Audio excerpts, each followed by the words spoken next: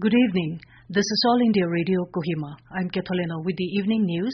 The headlines: Finance Minister Nirmala Sitharaman unveils structural reforms for various sectors in fourth tranche of 20 lakh crore rupees economic package. Health Ministry issues additional guidelines for rational use of personal protective equipment kits. Total number of 1,314 stranded persons arrives in Nagaland till date from northeast states, and 3,970 fresh cases of COVID-19 reported in the country, taking the total number of cases to 85,940. Finance Minister Nirmala Sitharaman unveiled structural reforms for various sectors to help build a self-reliant India under the Atmanirbhar Bharat campaign today. Addressing a media briefing in New Delhi, Finance Minister, in her announcement of the fourth tranche of measures to address the economic situation in the country due to COVID-19, outlined structural reforms with focus on 8 sectors of coal, minerals, defense production, civil aviation, power distribution companies, space sector, and atomic energy. Sitharaman announced private sector participation in coal sector through a revenue sharing mechanism. She added that this will introduce competition and transparency in the coal sector. Announcing a sectoral reform in aviation section, Sitharaman highlighted the issue of only 60% of the Indian airspace being available for commercial flights. In another major reform, the Finance Minister announced that the government will boost private sector investments in social infrastructure projects like hospitals. The total outlay for this has been projected to be 8,000 crore rupees.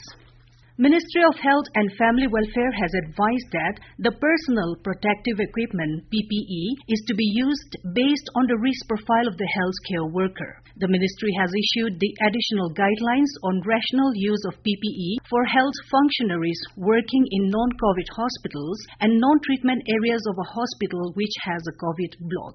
The guidelines stressed on the settings approach to guide on the type of personal protective equipment to be used in different settings. The ministry has advised that PPEs are not alternative to basic preventive public health measures such as hand hygiene, respiratory etiquette, which must be followed at all times. It also advised to follow the protocol of the ministry for disposing of PPEs. Principal Secretary Home Abhijit Sinha, while briefing on COVID-19 status of the state, informed that as on 4:30 p.m. today, a total of 3,679 citizens of Nagaland presently outside the state have opted for staying back at their respective places. Sinha also informed that they have filled up the required form on the portal imstranded.nagaland.gov.in for availing the one-time assistance for 10,000 rupees. With regard to arrival of stranded people into Nagaland from other northeastern states, a total of 1,314 persons have already arrived till date. A total number of 1,074 Shramik special trains have been operationalized from various states across the country till now. More than 1.4 million stranded people have been transported back to their home states in last 15 days. Rail Ministry said more than 2 lakh persons are being transported per day during last 3 days. It is expected to be scaled up to 3 lakh passengers per day in the days to come. These 1,074 Shramik special trains have originated from various states. Proper screening of passengers is ensured before boarding the train. During the journey, passengers are given free meals and water.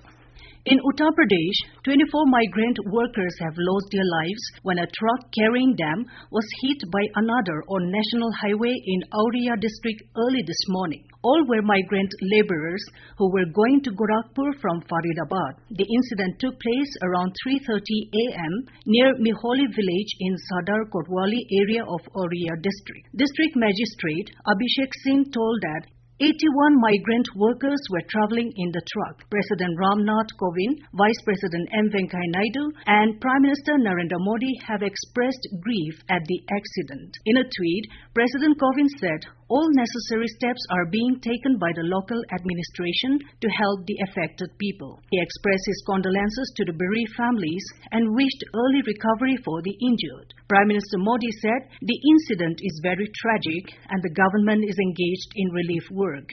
Modi wished early recovery for the injured. You're listening to the news from All India Radio, Kohima. A total of 3,970 fresh cases of COVID-19 have been reported in the country, taking the total number of cases to 85,940. A total of 103 deaths have been registered during the last 24 hours, taking the nationwide toll to 2,752. Health and Family Welfare Ministry today said a total of 30,153 patients have been cured of coronavirus and the recovery rate has reached 35.08% in the country. During the last 24 hours, 2,233 patients have been recovered. In Nagaland, the total number of samples sent for testing is 917, while the number of negative results is 891. The number of samples sent after 3 p.m. yesterday till 3 p.m. today is 7, and the number of sample results awaited is 26. The number of samples tested negative by TrueNat is 25. Meanwhile, 1,073 persons are presently at facility quarantine and 3,943 are screened today.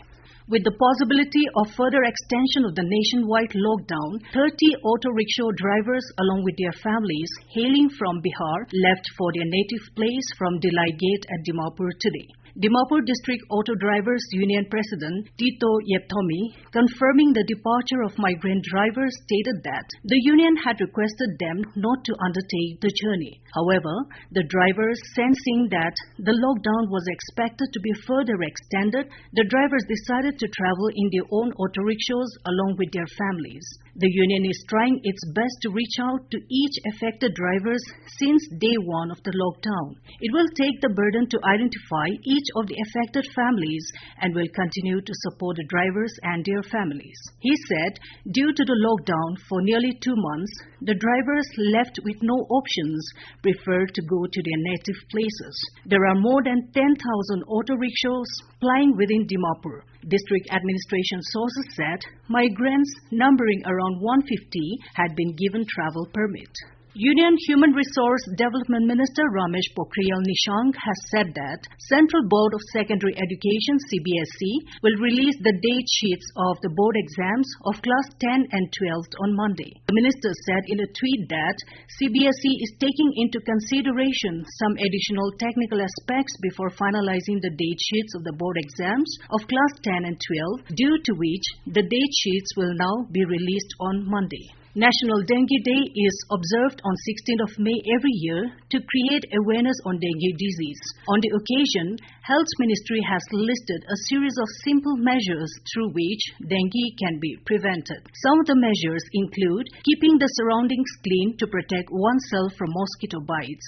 Stagnation of water in containers must be avoided to prevent mosquito breeding. Coolers must be checked and cleaned on weekly basis. Water tanks and containers must be covered with tight lids. People are advised to use mosquito nets or repellents and long-sleeved clothes. Dengue is a viral disease transmitted by the infective bite of a particular mosquito known as Aedes aegypti. It is highly contagious and spreads from one person to another through mosquito bites. Meanwhile, Joint Director and Nagaland State Program Officer, National Vector-Borne Disease Control Program, Health and Family Welfare, Dr. I. Talitamsula Jamir, in a release appealed the public to take preventive measures against dengue amid COVID-19 pandemic. It further appealed the community to observe one dry day in a week where water in all the containers around the house emptied out into a dry area and check the compound every week.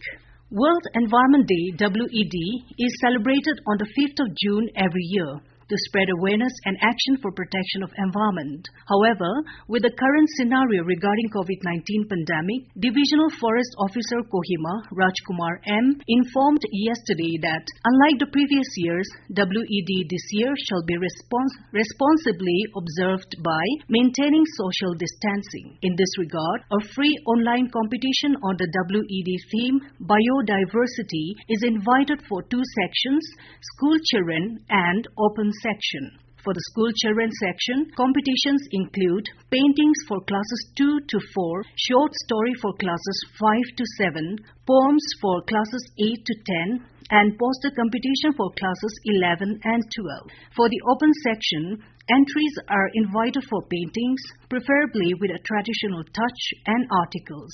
All entries can be mailed at kohima.dfo@gmail.com on or before 23rd of this month. And the Cyclone Warning Division of the India Meteorological Department IMD today said the low-pressure area over Southeast Bay of Bengal concentrated into depression has formed over Southeast Bay of Bengal. It is likely to intensify into a cyclonic storm and further into a severe cyclonic storm during subsequent 24 hours.